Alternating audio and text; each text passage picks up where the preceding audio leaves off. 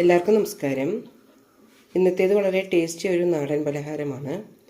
കുത്തരി വെച്ചുണ്ടാക്കുന്ന കൊഴക്കട്ടയുടെ റെസിപ്പിയാണ് ഇന്ന് ഷെയർ ചെയ്യാൻ പോകുന്നത്. അതിനായി 3/4 കപ്പോളം കുത്തരി എടുത്തിട്ടുണ്ട്. ഇത് ഈ ബൗളിലേക്ക് ഇടാം. കൂടെ തന്നെ 1/2 ടീസ്പൂൺ ഉലുവയും ഇടുന്നുണ്ട്. നന്നായി കഴുകിയ ശേഷം 4 മണിക്കൂറോളം കുതിരാനായി ഇടാം.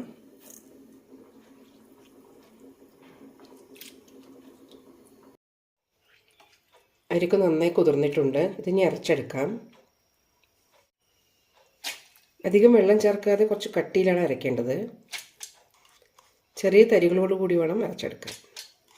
വെള്ളം ഒഴിക്കുമ്പോൾ കുറേശ്ശെ ഒഴിച്ചാൽ മതി.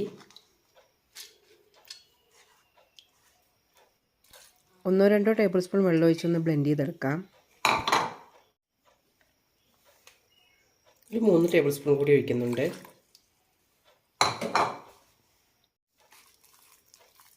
നല്ല കട്ടിയായിട്ടാണ് അരച്ചെടുത്തിരിക്കുന്നത്.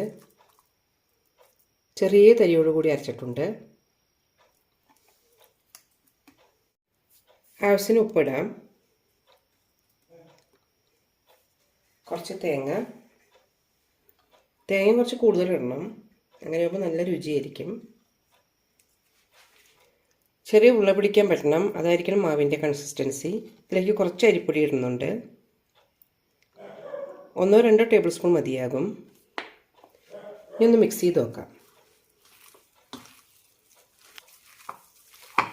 മാവ് വാട്ടിയെടുത്ത ശേഷം വേണമെങ്കിൽ ഉണ്ടാക്കാം. കുറച്ചുകൂടി പൊടിയിടാം.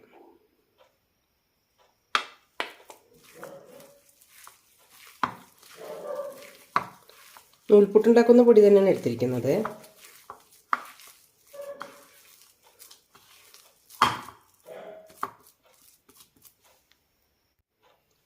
ഒരു 5 മിനിറ്റ് ഇതേപോലെ തന്നെ അടച്ചു വയ്ക്കാം. ഉപ്പൊന്ന് വേണമെങ്കിൽ ചെക്ക് ചെയ്ത് നോക്കാം. കുറവാണെങ്കിൽ ഒന്ന് സ്പ്രിങ്കിൾ ചെയ്താൽ മതി.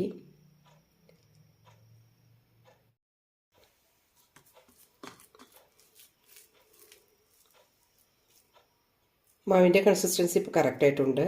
ഇനി മാവ് ചേർക്കേണ്ട ആവശ്യമില്ല. ഏകദേശം 2 ടേബിൾ സ്പൂൺ ചേർത്തു. ഇതുപോലെ ചെറിയ ഉരുളകളാക്കാൻ പറ്റണം. കൈയൊന്ന് നനച്ച ശേഷം ചെറിയ ഉരുളകളാക്കാം. ഈ ഒരു വലുപ്പത്തിലുള്ള ഉരുളകളാക്കി എടുക്കാം.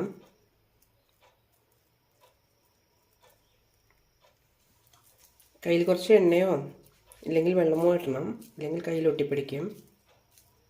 10 മിനിറ്റ് സ്റ്റീം ചെയ്തെടുക്കാം. കൊഴക്കട്ടയെല്ലാം വെന്തിട്ടുണ്ട്. ഫ്ലെയിം ഓഫ് ചെയ്യാം. ഇനി ഇതിലേക്ക് താളിച്ചിടാം. ചെറുതായി തിളക്കുന്നതിനായി മാറ്റി വയ്ക്കാം. 2 ടീസ്പൂൺ വെളിച്ചെണ്ണ ഒഴിച്ചിട്ടുണ്ട്. ഇതിലേക്ക് കടുകിടാം. കടുക് പൊട്ടിക്കഴിയുമ്പോൾ ഇതിലേക്ക് കുറച്ച് ഉഴുന്നിടാം. ചുവന്നമുളക്, കറിവേപ്പില, സവാള.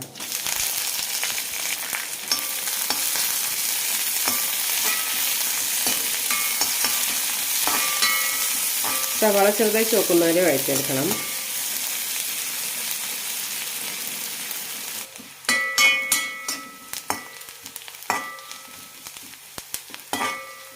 സവാള ഒന്നുകൂടി ചുവന്നാൽ കൊഴക്കട്ടകൾ ഇടാം.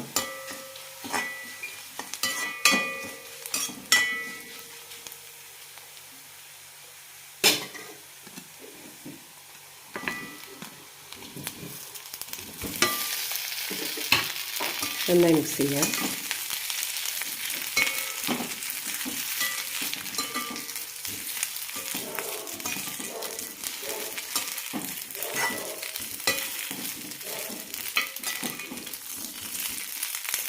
വളരെ രുചികരമായ നാടൻ രീതിയിൽ ഉണ്ടാക്കുന്ന കൊഴക്കട്ട റെഡിയായിട്ടുണ്ട്.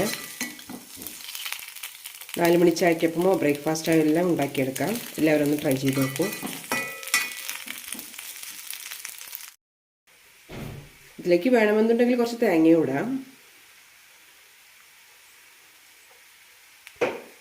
കൊഴക്കട്ട ഉണ്ടാക്കുമ്പോൾ ഓൾറെഡി തേങ്ങ ഇട്ടിട്ടുണ്ട്.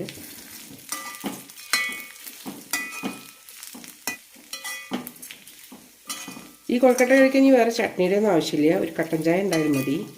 നല്ല കോമ്പിനേഷനാണ്.